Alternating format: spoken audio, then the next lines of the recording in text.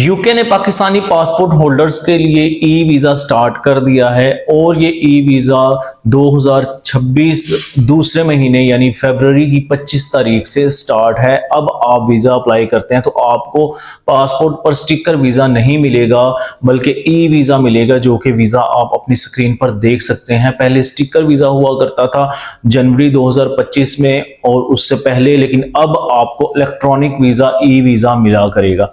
अगर यूके के अलावा दूसरी कंट्रीज देखें, अच्छी कंट्रीज जिनमें साउथ कोरिया है, ऑस्ट्रेलिया है, न्यूजीलैंड है, इसके अलावा और भी बहुत सारी कंट्रीज हैं जिनकी बेशक एम्बेसी भी पाकिस्तान में मौजूद है, जिस तरह आप ईरान लगा लें, लेकिन ये ई वीज़ा ही ग्रांट करते हैं। सो हमारे बहुत सारे एप्लीकेंट्स ऐसे हैं, क्लाइंट्स ऐसे हैं जिनके माइंड में ये बात होती है कि शायद स्टिकर वीज़ा ज़्यादा वर्थ रखता है और ई वीज़ा वर्थ नहीं रखता। तो मैं आपको ये बताना चाहूँगा ये बात बिल्कुल गलत है।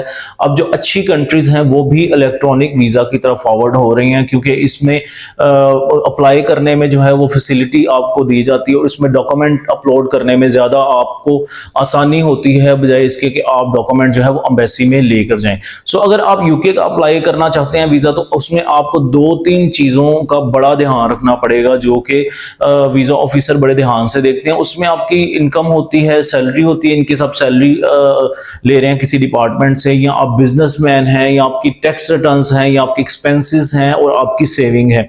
बाज़ औक़ात लोग इसमें बहुत बड़ी गलती कर देते हैं, अपना हिसाब किताब उनसे ठीक नहीं होता, वो इनकम कम ले रहे होते हैं, एक्सपेंसेस बाज़ औक़ात ज़्यादा बता देते हैं, सेविंग बाज़ औक़ात ज़्यादा बता देते हैं, या ट्रैवल एक्सपेंसेस जो वो यूके में करना जा रहे हैं वो ज़्यादा बता देते हैं। टैक्स रिटर्न्स में बाज़ औक़ात वो अपनी इनकम जो है बहुत थोड़ी शो कर देते हैं। तो इस वजह से बहुत सारे लोगों का यूके का वीज़ा जो है वो रिफ्यूज़ हो जाता है। हमारे पास बहुत सारी क्यूरीज आई हैं जिनका वीज़ा रिफ्यूज़ हुआ और उन्होंने दोबारा इसकी अपील के लिए हमें अपने केसेस फॉरवर्ड किए, क्योंकि जब यूके का वीज़ा रिफ्यूज़ हो जाता है तो आप प्री एक्शन प्रोटोकॉल के तहत इसकी वीज़ा एप्लीकेशन की अपील कर सकते हैं कि आपकी वीज़ा एप्लीकेशन को दोबारा देखा जाए।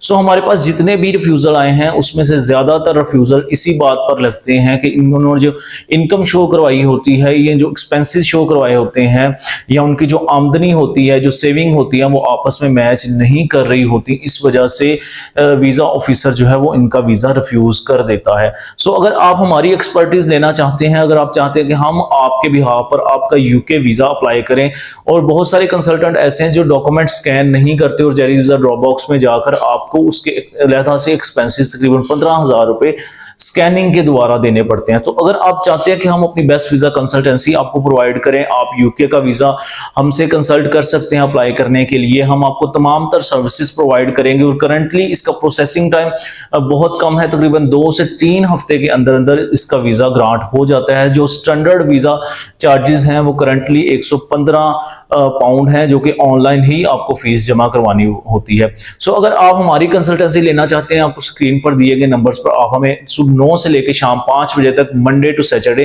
कॉन्टेक्ट कर सकते हैं, ताकि इस एप्लीकेंट की तरह आपका भी यूके का वीज़ा लग सके और बआसानी आप यूके में ट्रैवल कर सकें। आपसे गुजारिश है वीडियो को लाइक करें, शेयर करें, चैनल को सब्सक्राइब करें और बेल आइकन दबाना मत भूलें, ताकि इस तरह की तमाम तर नए आने वाली नोटिफिकेशन जो है वो टाइमली आप तक पहुंच सकें। खुदा हाफिज़।